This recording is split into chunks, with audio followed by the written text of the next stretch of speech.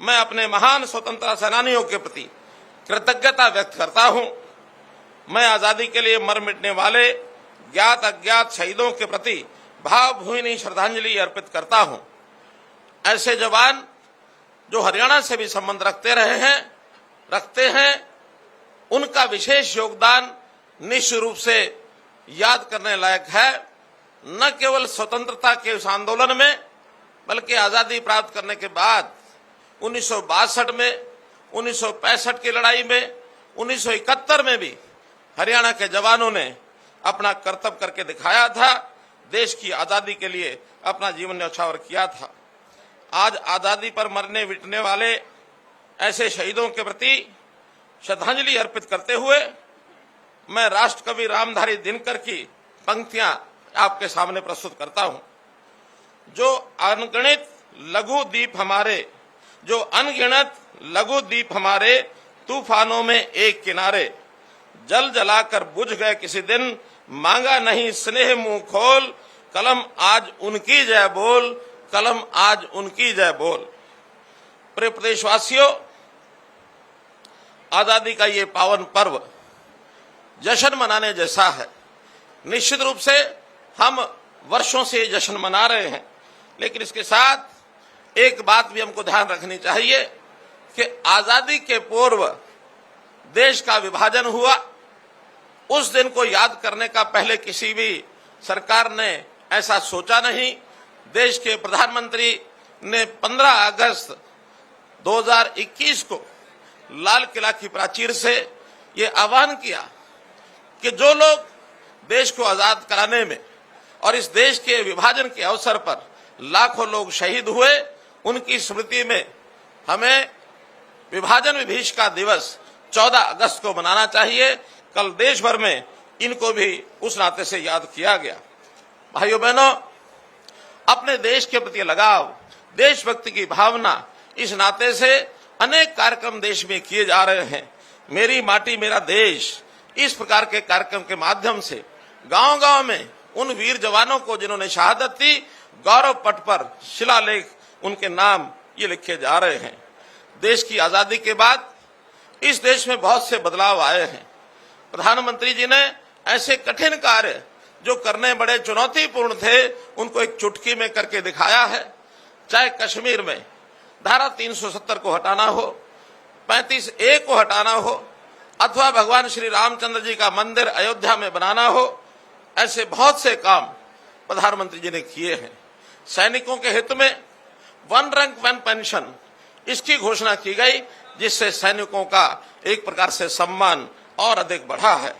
हम लोगों ने नेशनल एजुकेशन पॉलिसी जो 2030 तक लागू करने की बात कही गई है, हरियाणा में हमने उसको 2025 तक ये लागू करने की बात कही है।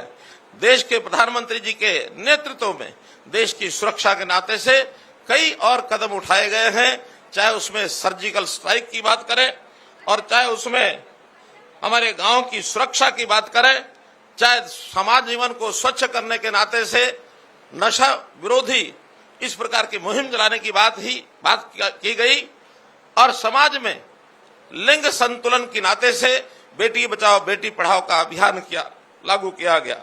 स्वच्छता ये अभियान भी देश में चलाया गया। देश की आजादी का अपना एक इतिहास हम सबको मालूम है। हम जानते हैं कि इस देश की आजादी ये हमें वास्तव में मिली नहीं है, ये हमारे जवानों ने एक प्रकार से अंग्रेज से ली है, अपनी शहादत देकर के ली है। इसलिए इस आजादी के लिए जो कुर्बानियां हुई, उस कुर्बानी का पहला जो अगर कोई उदाहरण मिलता है तो 18 मई 1957 अंबाला की धरती पर मिलता है। तो इसलिए हरियाणा का अपना एक योगदान, महत्वपूर्ण योगदान है। ऐसे शहीदों की याद में शहीदी स्मारक, एक बहुत बड़ा स्मृति स्मारक लगभग 25 एकड़ पर अंबाला छावनी में ये बनाया जा रहा है। भाइयों बहनों, हमने हरियाणा में सैनिक अर्धसैनिक बलों का एक विभाग ये अलग से बनाया है, ताकि सैनिकों के जो परिवार हैं अथवा जो सेवानिवृत्त सैनिक हैं, उन सब की देखभाल की जा सके। उनके लिए भी बहुत सी ऐसी सुविधाएं ये हमने उसमें लागू की हैं। भाइयों बहनों, आज ये 77वां स्वतंत्रता दिवस है। मुझे एक प्रसन्नता इस बात की आपको बताते हुए कि मैंने भी आज ये 9वीं बार और ये स्वतंत्रता दिवस का ध्वजारोहण हरियाणा की धरती पर किया है। मैं इस अवसर पर विशेष आनंदित महसूस कर रहा हूं। भाइयों बहनों, हरियाणा के इस फतेहाबाद जिले के भी आसपास के लोगों का बहुत बड़ा योगदान रहा है। हमको मालूम है धांगड़ गांव के 14 ऐसे जवान इस स्वतंत्रता आंदोलन में अपने जीवन की उन्होंने आहुति दी है, तो उनको भी मैं विशेष तौर पर श्रद्धांजलि अर्पित करता हूं। आजादी के बाद भी हरियाणा का योगदान इस देश के विकास में अत्यधिक रहा है। चाहे यहाँ का किसान हो, चाहे यहाँ का जवान हो, हरियाणा की अपनी महती भूमिका रही है। देश की मात्र 2% आबादी हरियाणा की, 1.3% हमारा क्षेत्रफल, लेकिन जहां तक सेना की सेवा यानी देश की सेवा में सेना का प्रश्न है, इसमें हमारी 10% का योगदान ये हरियाणा ने दिया हुआ है। इसलिए मैं अपनी इस भूमि पर, हरियाणा की भूमि पर गर्व करता हूं। हमारी हरियाणा की भूमि एक गीता की भूमि है। कुरुक्षेत्र में महाभारत के समय भगवान कृष्ण ने जीवन जीने का सार इस प्रकार का गीता का संदेश दिया, और उसी के कारण से हरियाणा आज भी अपने सद्भाव, भाईचारा, शांति, प्रेम, प्यार, इसके लिए जाना जाता है। पिछले 9 वर्षों के कार्यकाल का मैं कहूं तो समाज एक स्वार्थपूर्ण वातावरण में यहाँ रह रहा है। हमने हरियाणा में एक ये नारा सन 2000 में दिया था कि हरियाणा के सब लोग भाईचारे से एक साथ मिलकर के रहेंगे। इसी प्रकार से हरियाणा के समाज के लोगों की सेवा करना ये मेरा धर्म है, और इस धर्म के नाते से बहुत से हमने काम ऐसे किए हैं जिन कामों को लेकर के आज इस समय पर आपको याद कराना आवश्यक है। बहुत से सिस्टमेटिक चेंजेस, व्यवस्था में बदलाव ये हमने किए हैं। व्यवस्था बदलाव को स्वीकार करना थोड़ा कठिन कार्य होता है, लेकिन फिर भी हरियाणा की जनता ने उसको स्वीकार किया है, और आज इस समय मैं दावा करता हूं कि हरियाणा की जनता को जो व्यवस्था में हमने बदलाव किए हैं उसका लाभ निरंतर वो आज प्राप्त कर रहे हैं। आज हमने पंडित दीनदयाल जी उपाध्याय के बताए रास्ते, अंत्योदय के भाव से हमने काम करना शुरू किया है। ये अंत्योदय के नाते से हम हर व्यक्ति को लाभ पहुंचाने का, खास करके गरीब आदमी को लाभ पहुंचाने का जो बीड़ा उठाया है, इसको पूरा कर रहे हैं। पिछली सरकारें गरीबी हटाओ ये नारा हर समय दिया करते थे, लेकिन बड़ा कष्ट है इस बात को सोच करके कि कभी गरीबी हटाने का काम उन्होंने नहीं किया। हमने सारे समाज के सब परिवारों की फैमिली आईडी बनाकर एक एक व्यक्ति की, एक एक परिवार की पहचान की है। जो गरीब परिवार है उसके लिए सरकार ने विशेष योजनाएं बनाई है, और उसके नाते से ये जो अमृत काल चल रहा है 25 वर्ष का, इस अमृत काल में हरियाणा ने लोगों के जीवन को आसान किया है। हमने इस अमृत काल में 12.5 लाख नए राशन कार्ड बनाए हैं। 2010 के बाद अगर राशन कार्ड बने हैं तो 12.5 लाख एक साथ ये हमने हरियाणा में बनाए हैं। इस अमृत काल में हमने घर बैठे लोगों को 60 वर्ष की आयु के होने पर उनको घर बैठे पेंशन मुहैया कराई है। किसी को न दरखास्त देनी पड़ी है, न दस्तावेज देने पड़ते हैं, न दफ्तर जाना पड़ता है, घर बैठे उनको पेंशन मिलती है। भाइयों बहनों, इस काल में लगभग 50,000 लोगों को, जो गरीब लोग हैं, उनको काम करने के लिए ये लोन दिलवाने की व्यवस्था हमने की है। इस अमृत काल में 29 लाख लोगों को आयुष्मान भारत और चिरायु हरियाणा का लाभ अभी कल तक हम दे रहे थे। आज से एक नई योजना लागू की है जिसमें 1,80,000 से लेकर 3 लाख रुपए तक की आय वाले परिवारों को भी मात्र आधा प्रीमियम 1,500 रुपया वार्षिक देकर के उनकी रजिस्ट्रेशन आज से खोली है। उनको भी 5 लाख रुपए का लाभ उसी प्रकार से मिलेगा। हमने विद्यार्थियों के लिए इस अमृत काल में 5 लाख टेबलेट बांटे हैं, और इतने बड़ी संख्या में टेबलेट बांटने वाला हरियाणा एकमात्र पहला राज्य बना है कि विद्यार्थियों को शिक्षा में उनको सुविधा हो। इस प्रकार का हम काम कर रहे हैं। इस अमृत काल में हमने हरियाणा के अंदर इंफ्रास्ट्रक्चर के नाते, विकास के नाते 20,000 करोड़ रुपए के प्रोजेक्ट या तो शिलान्यास किए हैं या हमने उसका उद्घाटन किया है। इंफ्रास्ट्रक्चर में देश के अंदर प्रथम स्थान पाने वाला हरियाणा, इसका कोई भी जिला दूसरे जिले के साथ नेशनल हाईवे के साथ जुड़ा है, और बहुत बड़े जो हाईवेज बन रहे हैं, उन हाईवेज के आधार पर इस देश की आर्थिक प्रगति, यहाँ उद्योग लगेगा, लोगों को रोजगार मिलेगा। इस आशा के साथ इन्वेस्टर्स बहुत बड़ी संख्या में हरियाणा में आ रहे हैं। वैसे वर्तमान में भी हरियाणा की आर्थिक स्थिति एक अच्छी आर्थिक स्थिति ऐसी मानी जाती है। हमारी अर्थव्यवस्था मजबूत है। हम 2 आंकड़ों में डबल डिजिट में हमारी आर्थिक व्यवस्था की जो बढ़ोतरी हो रही है हर वर्ष, ये देश की अर्थव्यवस्था जो बढ़ रही है उससे कहीं ज्यादा है। हमारे यहाँ पर कैपिटा इनकम जो 2014 में 1,38,000 थी, अभी इस समय 2023 में ये बढ़ करके 2,97,000 रुपए प्रति वर्ष ये मित्रों हो गई है। हमने इसी प्रकार से जो जनता के साथ बदलाव करने के लिए और जनता के साथ सीधा संपर्क लाने के लिए जितने पोर्टल बनाए हैं, उन पोर्टल की आलोचना बहुत हो रही है, लेकिन भाइयों बहनों ये पोर्टल ही हैं जिसके माध्यम से किसान फसल बेचने के बाद पैसा सीधा उसके अकाउंट में जाता है, 50,000 करोड़ रुपया, और हमने उनके अकाउंट में भेजा है। बुढ़ापा पेंशन ये इसी प्रकार का ये जो पोर्टल का ही कमाल है कि उसके खाते में सीधा 2750 रुपया और बैंक में जाता है। अन्यथा उस पैसे में चोरी करने वाले लोग या जो लोग मृत्यु हो गई जिनकी, उनका पैसा खाने वाले एजेंट ये भी मिलते थे। अब वो सब चीजें बंद हो गई हैं। बिचौलिया व्यवस्था को हमने खत्म कर दी है। चाहे ऑनलाइन ट्रांसफर हो, चाहे हमारी भर्ती का विषय हो, सभी चीजें हमने ऑनलाइन सिस्टम से मेरिट के आधार पर की है। पिछले 8 वर्षों में हमने ऐसे 1,10,000 युवकों को और नौकरी दी है बिना खर्ची बिना पर्ची के। इस युग को एक परिवर्तन का युग ऐसा हरियाणा के लोग और ये जानते हैं। व्यवस्थाएं घर तक पहुंचती हैं, जीवन उनका सुखी होता है। एक गरीब आदमी इसकी बहुत बड़ी चाहत होती है, उसकी सारी तकलीफें जो है उसको समाप्त किया जाए।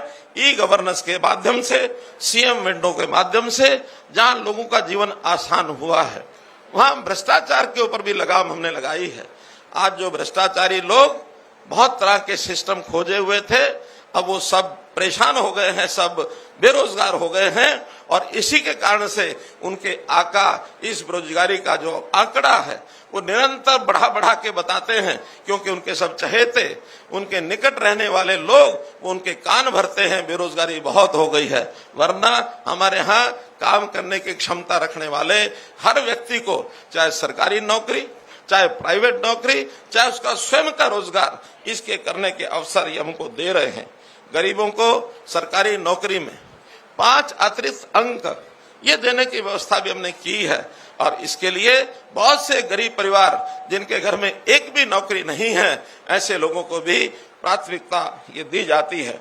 बच्चों की पढ़ाई के लिए हमने एक चिराग योजना शुरू की है, जिसके अंदर गरीब परिवार के बच्चे यदि सरकारी स्कूल की बजाय प्राइवेट स्कूल में बच्चों को पढ़ाना चाहते हैं तो उनकी फीस ये सरकार अदा करेगी। मित्रों, भाई बहनों, इसलिए ये सब विषय हमने लागू किए हैं।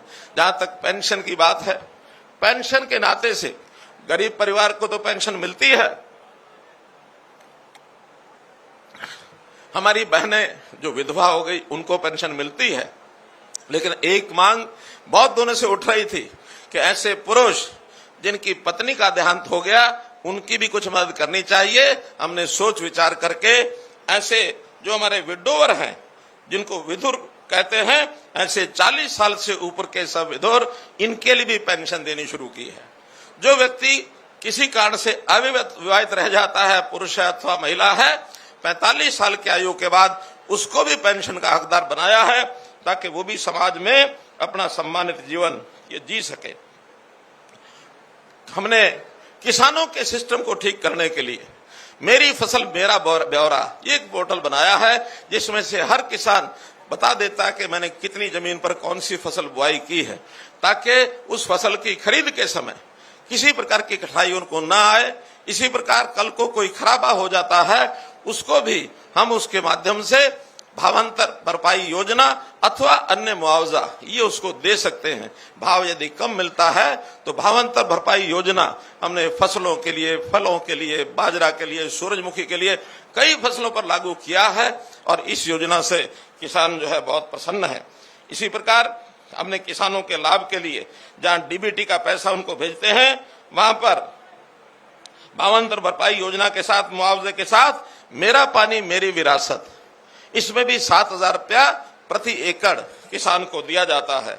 डायरेक्ट सीडिंग ऑफ राइस, इसमें भी 4,000 रुपया प्रति एकड़ किसान को ये दिया जाता है। किसान यदि फर्द मांग की इच्छा करता है, उसकी फर्द की आवश्यकता होती है, एक क्लिक में सीएससी पर जाकर और अपनी उस फर्ज जो है वो ले सकता है, जिसको लेने के लिए उसको महीने ये लगते थे। जैविक खेती को बढ़ावा देने के लिए हमने इसमें भी बहुत सी योजनाएं बनाई हैं, खास करके जो हमारा जो नैनो छिड़काव, ड्रोन का सर्वे, सॉइल हेल्थ कार्ड और इस प्रकार का जो हमारे केमिकल खादों से दूर रह करके अगर वो जैविक खेती पर आता है तो गाय पालने के लिए अनुदान, ये सब चीजें उनके लिए हमने की हैं। जहां तक उद्योग का विषय है मित्रों, उद्योग के नाते भी हमारे यहाँ उद्योग के लिए एक जो कार्यक्रम चला हमारा, जो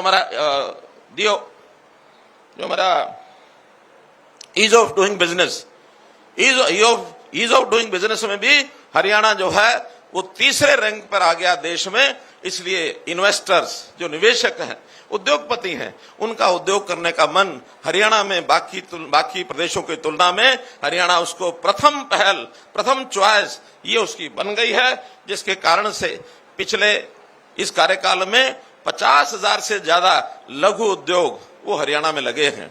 बड़े उद्योग, मारुति जैसे उद्योग भी, जिनकी चर्चा हमेशा रहती है कि हरियाणा को छोड़कर कहीं जा सकते हैं, उनको भी अभी उन्होंने हमारा 1,000 एकड़ जमीन के ऊपर लगभग 20,000 करोड़ रुपए की लागत से नया प्लांट वो लगाने जा रहे हैं।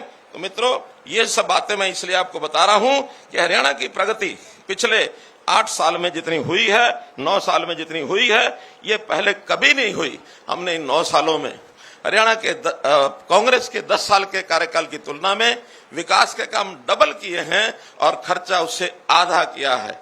करप्शन को दूर करते हुए इस आधे खर्चे में डबल काम करने का हमारा जो विषय है वो मैं आपके सामने रख रहा हूं। भाइयों बहनों, एक नई योजना हमने बनाई।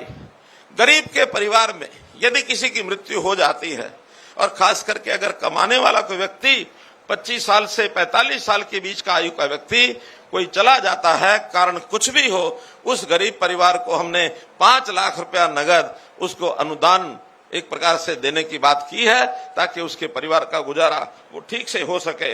ऐसा भी हमने किया है।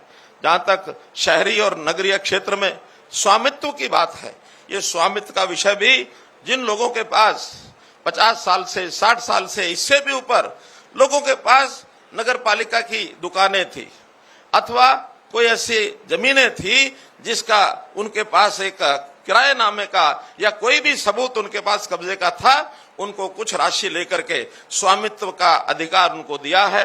ऐसे ही गांव में लालडोरा, इस लालडोरा में उनके पास स्वामित्व का अधिकार नहीं था, हमने उसको खत्म करके और लाखों लोग परिवारों को उनकी प्रॉपर्टी, उनका घर मकान, उसका मालिकाना हक ये हमने दिया है और इस पर इससे भी हमारे लोग बहुत प्रसन्न हैं। जहां तक गांव के विकास की बात है, हमने 5700 गांव में फ्री बिजली नहीं कह सकता मैं, 5700 गांव में 24 घंटे बिजली ये हमने दी है। कभी किसी सरकार ने 24 घंटे बिजली का जो दावा कभी किया भी नहीं, और किया तो ज्यादा एक बार 125 गांव वो 24 घंटे बिजली पर आए थे। आज हमारे 80% से ऊपर गांव ये 24 घंटे बिजली पर आ गए हैं। 6000 गांव में हमने इंटरनेट व्यवस्था ये उपलब्ध कराई है। आज आईटी के जमाने में गांव के हर युवक को, हर नागरिक को इंटरनेट की आवश्यकता होती है, तो 6000 गांव में हमने ये भी उपलब्ध कराया है। गांव का कोई भी व्यक्ति अपनी मांग को ग्राम दर्शन के माध्यम से हमारे पास भेज सकता है, उसके विकास की कोई की हुई मांग इसको हम पूरा करते हैं। इसी प्रकार नगरों में भी प्रॉपर्टीज के झगड़े समाप्त करने के लिए हमने प्रॉपर्टी आईडी ये बनाने का जो काम किया है, इसमें थोड़ी पेचीदगियां आई हैं हमको, लेकिन उनको सबको दूर करने का हमारा संकल्प है। आने वाले कुछ समय में ये सारे जो प्रॉपर्टी आईडी के विवाद हैं इनको समाप्त करके हर किसी को उसकी प्रॉपर्टी का सही, या तो मालिक है अथवा किराएदार है, उसका जो सही लेखा जोखा उसको मिल जाएगा। नगरों के चुनाव में एक बहुत बड़ा परिवर्तन हमने किया। जो हमारे मेयर चेयरमैन हैं उनका सबका चुनाव पहले पार्षदों के द्वारा होता था, अब हमने उसको डायरेक्ट चुनाव किया है। इसके कारण से भ्रष्टाचार की बहुत बड़े एक सिस्टम पर ब्रेक लगी है। शहरों में भी नगर दर्शन ये हमने शुरू किया है। स्मार्ट सिटीज, कई स्मार्ट सिटीज में विशेष ध्यान देकर के उनका जो हमने विकास किया है, चाहे वो गुरुग्राम है, फरीदाबाद है, करनाल है, पंचकुला है, ऐसे शहरों पर विशेष ध्यान दिया गया है। आने वाले समय में और भी शहरों को उसी तर्ज पर एक विकसित करने के नाते से योजना बनाई जाएगी। स्पेशल डेवलपमेंट अथॉरिटीज, चाहे गुड़गांव में जीएमडीए हो, फरीदाबाद में एफएमडीए हो, पंचकुला में पीएमडीए हो, और इसी तर्ज पर आगे हम हिसार में भी हिसार म्यूनिसिपैलिटी डेवलपमेंट अथॉरिटी ये भी बनाएंगे। तो इस नाते से उनको काम करने का एक स्वतंत्र अवसर मिलेगा। जहां तक सुरक्षा का विषय है, हमारी पुलिस ऐसी है कि जो बहुत बदस्तूर लोगों की सुरक्षा करने में सक्षम है। और इसमें हमने विशेष प्रावधान, जैसे 112 की व्यवस्था की है। उसमें हमारी जो गाड़ियां किसी को संकट पड़ने पर अगर उसको एक पैनिक बटन दबा देता है तो एवरेज 10 मिनट के अंदर कोई भी पुलिस की गाड़ी उस टुकड़ी के साथ वहां पहुंच जाती है, उसकी सुरक्षा करती है। महिलाओं की सुरक्षा के लिए महिला थाना, और ऐसे ही साइबर क्राइम जो बढ़ गया है, हर थाने में हमने और साइबर डेस्क ये बना दिए हैं। कुछ जिलों में साइबर थाने ये भी बनाए गए हैं। पिछले दिनों में हरियाणा के एक क्षेत्र के अंदर साइबर क्राइम का बहुत बड़ा एक नेटवर्क जो बना हुआ था, उसको हमने तोड़ा है। अब कोई भी इस प्रकार का अपराधी होता है, चाहे वो नशे में लिप्त है अथवा साइबर क्राइम है अथवा अन्य प्रकार का क्राइम करता है, उनकी प्रॉपर्टीज को कुरक करते हैं और उनको कुरक करने के बाद उनको सबक सिखाया जाता है, उनको जेल के अंदर डाला जाता है, ताकि किसी भी क्राइम के ऊपर उनको जो है आगे बढ़ने का मौका न मिले। जो संगठित अपराध होते हैं उनके लिए भी हमने कानून बनाया है। हरकोका के माध्यम से जो संगठित अपराध के ऊपर ये नकेल कसी जाएगी, इसको हमने पास किया है। केंद्रीय अनुमति के लिए ये राष्ट्रपति महोदय के पास गया हुआ है। गोरक्षा का सुरक्षा का कानून ये हमने बनाया है और इसमें भी 10 साल तक की सजा गोहत्या पर ये हमने लागू की है। तो इस पर भी बहुत बड़ा काबू, एक कंट्रोल हमने किया है।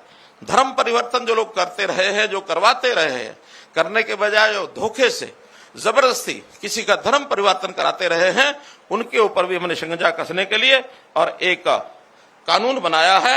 इस नाते से ये सारी चीजें आपके सामने इसलिए रखी हैं कि हरियाणा जहां आज से कुछ साल पहले जिसकी छवि हरियाणा की बहुत अच्छी नहीं थी, लेकिन आज चाहे वो सामाजिक सुरक्षा हो, चाहे आर्थिक आधार पर बातें हो, युवा की बात हो, खेलों की बात हो, आर्थिक आधार पर जैसा भी जीएसटी जब से लागू हुआ है, जीएसटी की कलेक्शन हरियाणा में बड़े राज्यों में प्रति व्यक्ति कलेक्शन ये सर्वाधिक हो गई है मित्रों, भाई बहनों।